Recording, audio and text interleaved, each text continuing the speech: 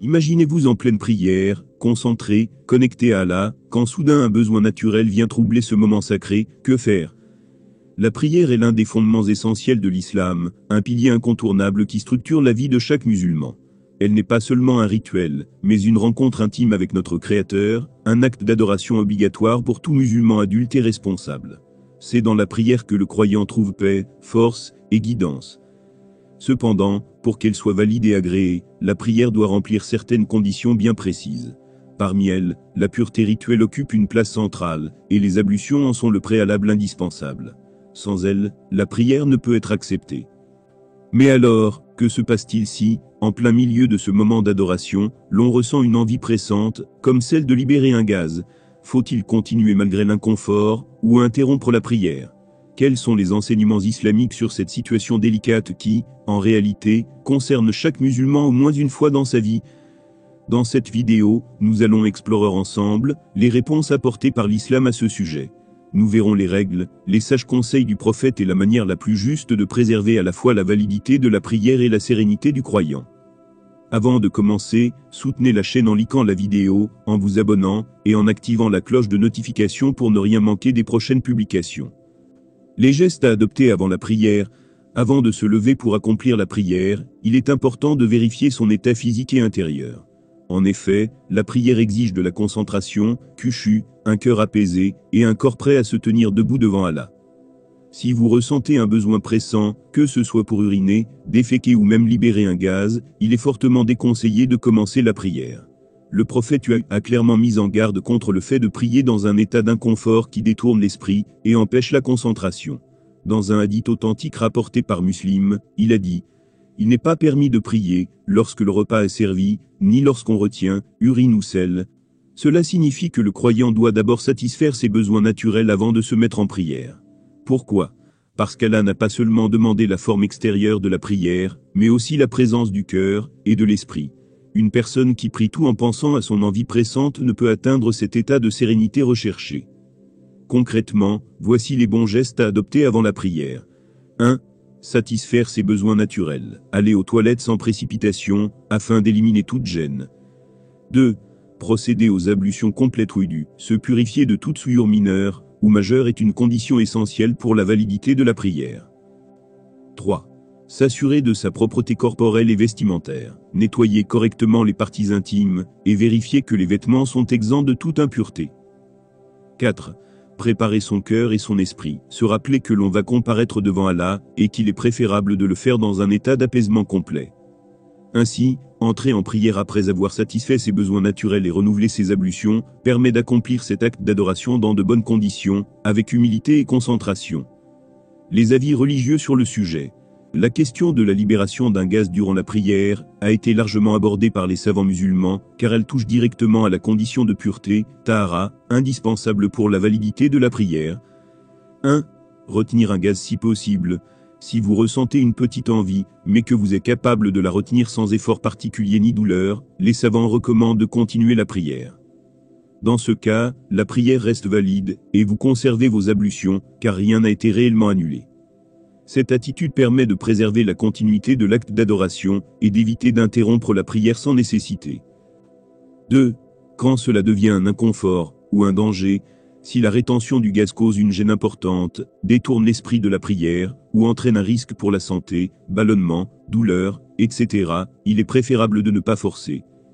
L'islam interdit de nuire à son corps. Ne vous causez pas du tort, et ne causez pas de tort aux autres, hadith rapporté par Ibn Majah. Dans ce cas, il vaut mieux interrompre la prière, libérer le gaz, refaire ses ablutions, et reprendre la prière dans un état de confort et de concentration. 3. Si un gaz est libéré pendant la prière, selon l'unanimité des savants, la sortie de gaz annule les ablutions.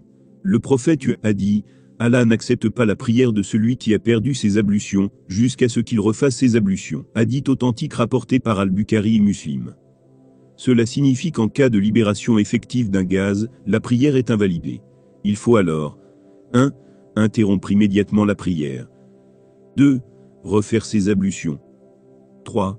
Reprendre la prière depuis le début. 4. Cas des personnes souffrant d'incontinence, excuse légale. Les juristes musulmans prévoient une exception pour ceux qui sont atteints de maladies ou de troubles chroniques entraînant une libération incontrôlable de gaz, comme l'incontinence urinaire. Dans ce cas, la personne est autorisée à faire ses ablutions au début de chaque prière obligatoire, puis elle prie même, si le gaz continue de sortir. Son excuse est prise en compte, car Allah n'impose à personne plus que ce qu'il peut supporter. Coran. L'impact de la rétention sur la prière n'est pas seulement un ensemble de gestes mécaniques.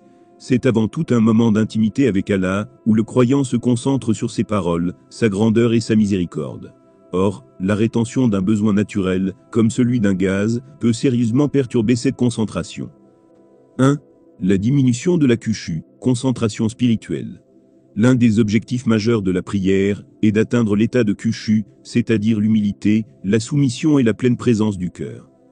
Si une personne retient un gaz avec difficulté, son esprit sera plus occupé par son inconfort que par la récitation du Coran ou l'évocation d'Allah.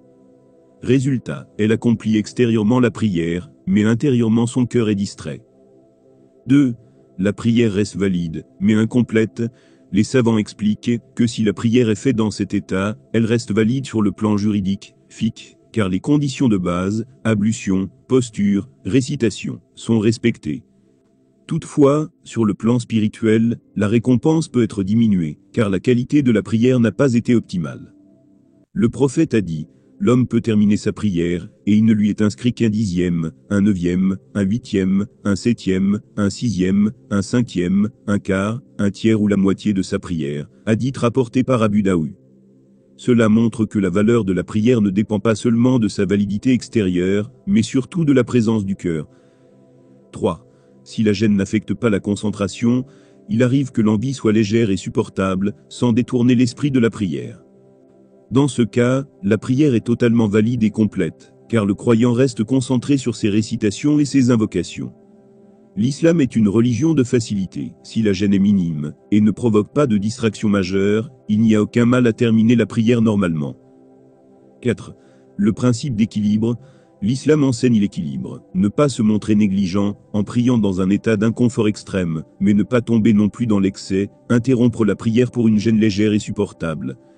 Le croyant doit donc évaluer sa situation avec sagesse et sincérité. Si la gêne est supportable continuez la prière. Si la gêne perturbe vraiment la concentration interrompre et refaire la prière après ablution. Que faire en cas de doute ? Il arrive fréquemment qu'un musulman ressente une gêne ou un mouvement dans son ventre pendant la prière et se demande s'il a réellement libéré un gaz. Cette situation est source de confusion. Doit-on interrompre la prière par précaution ou continuer tant que rien n'est sûr ? 1.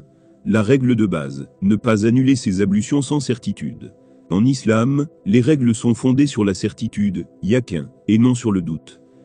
Ainsi, celui qui a fait ses ablutions est considéré comme étant en état de pureté rituelle. Le doute seul ne suffit pas pour annuler cet état. Il faut une preuve claire, comme le prophète l'a enseigné. 2. Le hadith explicite du prophète, le messager d'Allah a dit, si l'un de vous ressent quelque chose dans son ventre et doute qu'il ait produit un gaz, qu'il ne quitte pas la prière tant qu'il n'a pas entendu un son ou senti une odeur. Rapporté par Al-Bukhari et Muslim.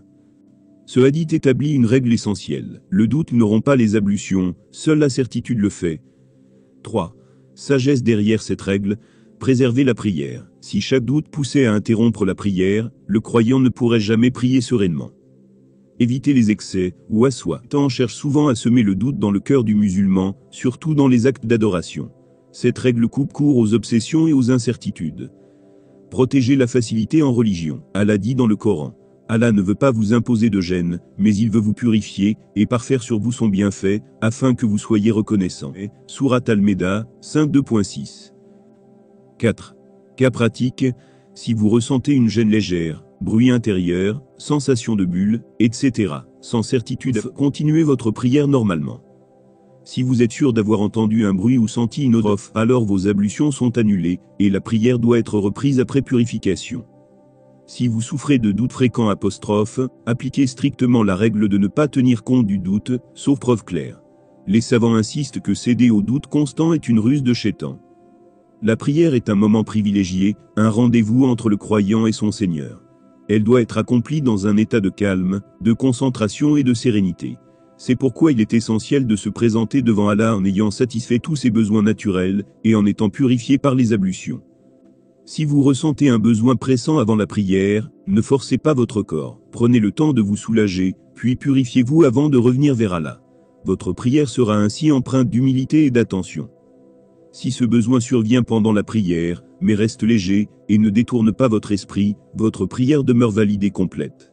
En revanche, si cela perturbe votre concentration au point de vous empêcher de goûter à la douceur de l'adoration, il est préférable de recommencer la prière après avoir refait vos ablutions. Cela montre à quel point la qualité de l'acte d'adoration est importante, au-delà de sa simple validité. La prière n'est pas un simple rituel mécanique. C'est un acte vivant qui demande la présence du cœur. Elle est le pilier qui soutient la foi, la lumière qui éclaire nos vies, et le lien direct entre l'esclave et son créateur. Qu'Allah accepte nos prières, qu'il purifie nos cœurs et nos intentions, qu'il nous accorde la sincérité et la concentration dans chaque raka que nous accomplissons. Ô Allah, fais de la prière la lumière de nos yeux, protège-nous de la distraction et des insufflations de Shaitan, accorde-nous la force de prier avec amour et humilité, et inscris-nous parmi ceux dont la prière sera une lumière le jour du jugement. Qu'Allah nous guide sur le droit chemin, qu'il nous accorde la paix intérieure dans nos prières et dans nos vies. Que la paix et les bénédictions d'Allah soient sur vous tous. Et n'oubliez pas de liker cette vidéo, de vous abonner.